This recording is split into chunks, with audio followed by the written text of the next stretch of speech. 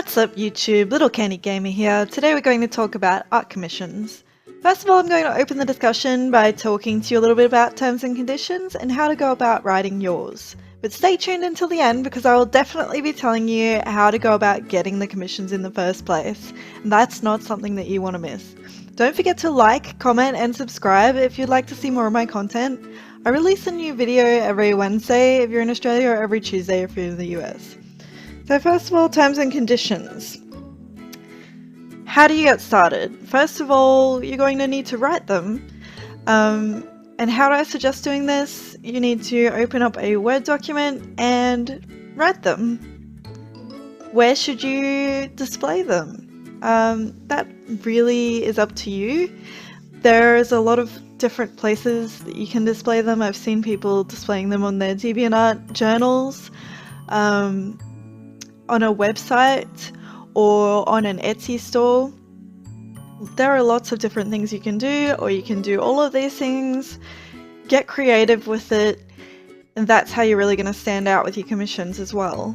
That is the first thing that somebody might see when they want to get a commission off you. If you've advertised it properly, you could put it in your Linktree, on your Instagram, going to your DeviantArt journal. Personally, my Linktree goes to my Etsy store and I have a custom listing, and the listing is the deposit, but it also states on there, like, don't buy this without talking to me first. That's very important.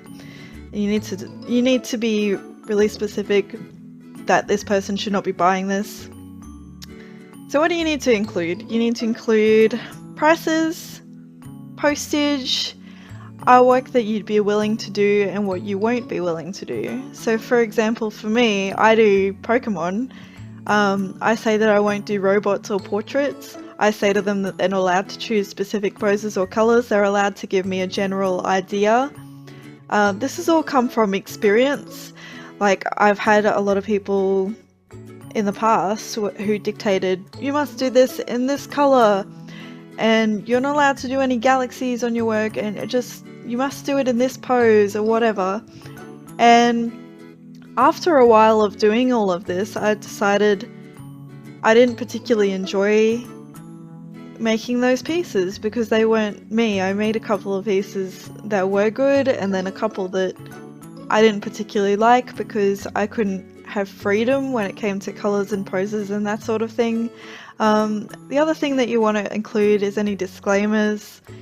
I put in mind that they're commissioning a custom artwork, but that's not the same as commissioning exclusivity.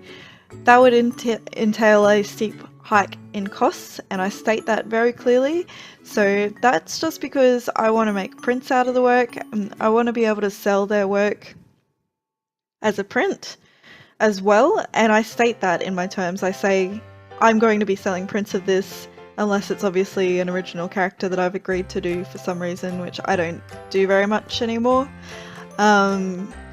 because I lose too much money on that, because I don't make all of my money in selling the artwork piece by itself, but I might make up some of the costs in selling my prints. Secondly, we're going to talk about deposits, so how much to take in a deposit and that sort of thing. For me, I just take half, so I do $75 drawing for someone. I'll take a $40 deposit, which is slightly over half.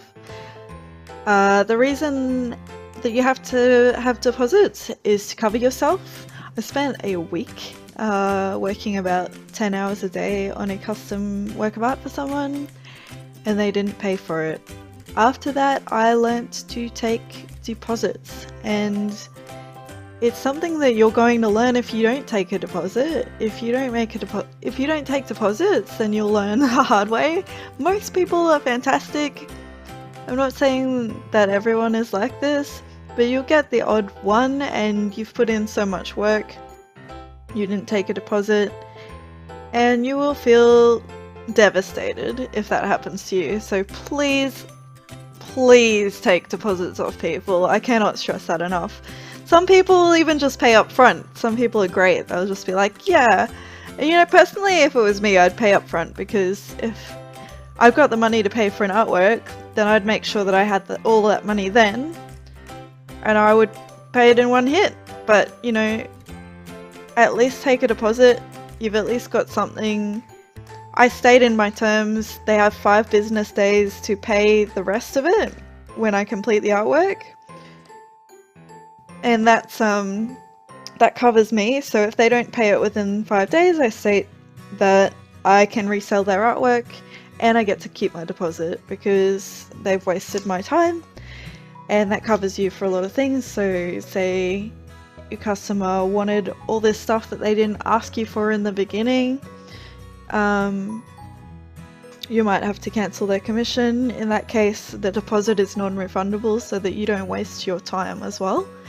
A little side note too, if you're just getting started with deposits, show your average work, not your best work. So like if something is the standard of what most of your work looks like, and then you have your best piece that you've ever done, I wouldn't be like only showing that piece to a customer and say this is what my artwork looks like, because you're giving them unrealistic expectations in that regard, and they might be pretty disappointed when you come to them and your artwork isn't up to the standard of what you've shown them. Lastly, I promised I would talk a little bit about how to get commissions. So I've heard a lot of different advice on this, and all I can really do here is give you my personal advice, which is the thing that worked for me. Some people will say display your prices, do this, do that. That didn't so much work for me. Literally just posting my art and not being too pushy, because people don't like being told, buy this, this is my artwork, this is how much it costs, buy it. That's my experience. Other people may have had different experiences. Feel free to share them in the comments. You can choose to say that this was a commission for blah person, which tends to like entice them, saying, oh, you know, it's one of those things where if you know somebody else is buying something off somebody, then that something is more wanted, like you know that it's wanted by other people.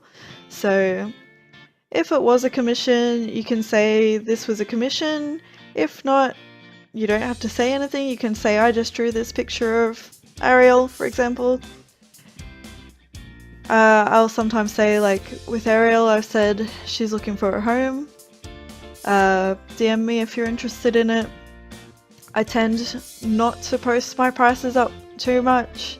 I have in the past, or I have recently as well, and I didn't find it was the best way to sell things, unless of course you're posting it on the Facebook Marketplace, in which case you will have to put a price, and that's fine. So where do you post them? You have your main 3 social media platforms usually. I tried a lot of things. It's a lot of trial and error. See what works for you. I've tried Facebook Marketplace. I've tried joining those Etsy groups. I have had some sales of Facebook Marketplace, and when you advertise your art, if it's good enough and it's reasonably priced enough, it should sell. Like there shouldn't be an issue there.